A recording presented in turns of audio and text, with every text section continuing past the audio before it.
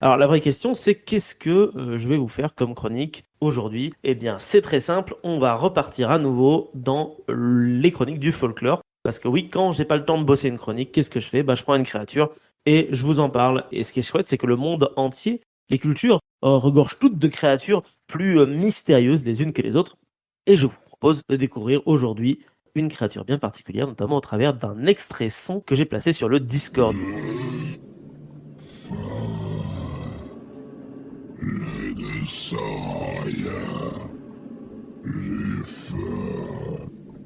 Un petit cerveau. Alors, est-ce que ça vous rappelle quelque chose pour certains d'entre vous? Je vous ai perdu. Non, j'étais plongé dans l'écoute minutieuse et attentive de ces 30 secondes d'extrait.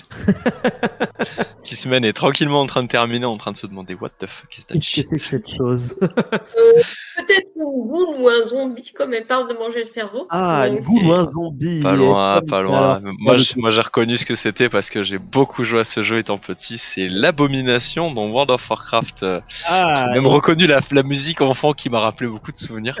Mais oui, c'est un espèce d'amalgame de chair, de recousu en fait, de goule. On n'est pas très loin de ce alors, que dit c'est Sven. tout à fait une goule en réalité parce que c'est pas l'abomination, c'est la voix de. Alors, je pense que c'est peut-être le même doubleur, mais c'est effectivement la voix de la goule que j'ai trouvée sur YouTube. Si tu veux, je t'envoie Ah, le. alors, enfin, dans mes souvenirs, c'est plus du truc du genre. Ouais, voilà. Mais oui, c'est ça, Mais mais apparemment, peut-être que c'est la nouvelle version, j'en sais rien.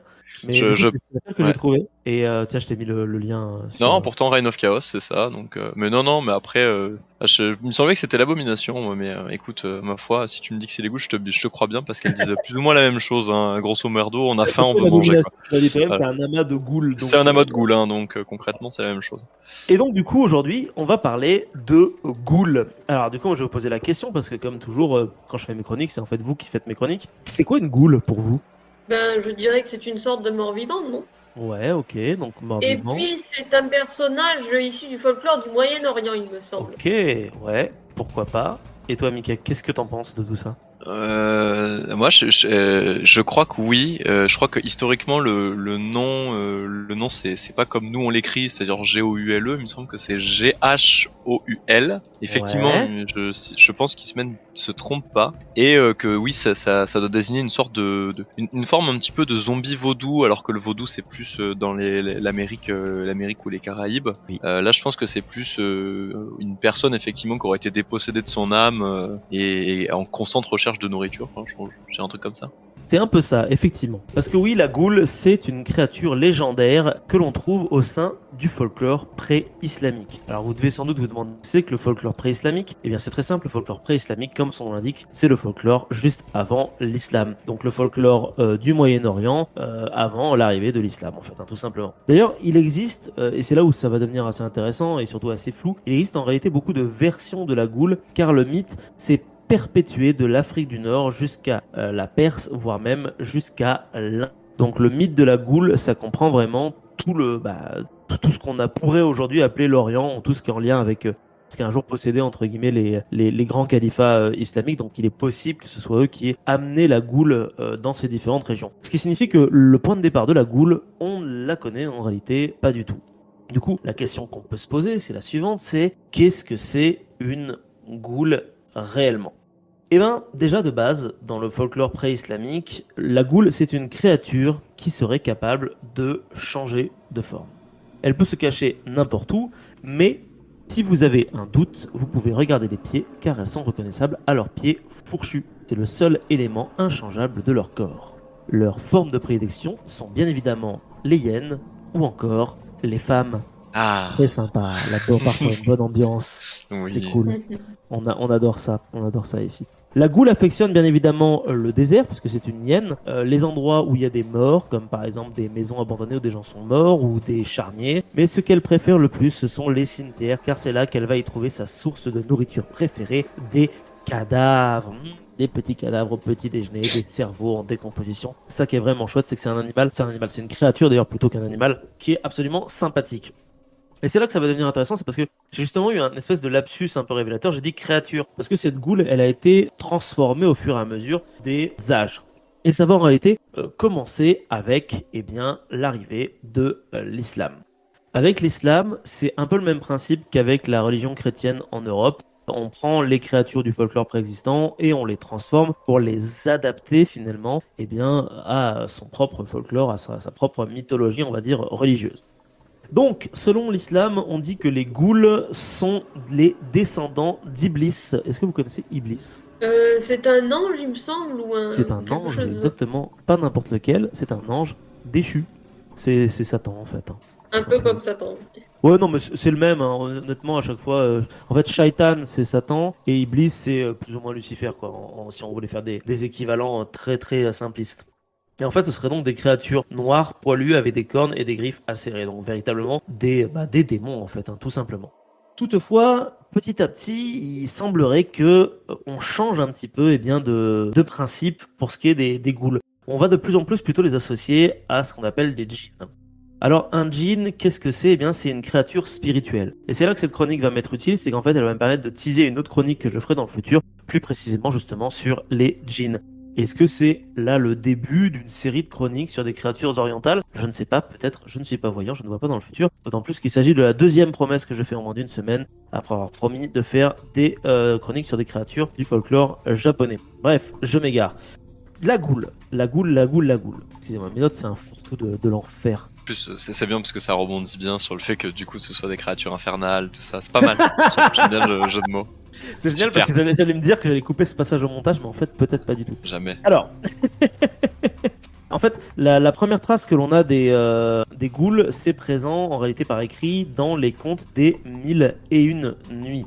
Alors, ce qu'il faut savoir, c'est que c'est Antoine Galland qui, en 1704, traduit en français les 1001 nuits, permettant ainsi la popularisation de la goule à travers l'Occident. La goule va petit à petit devenir un symbole de l'horreur dans la culture populaire.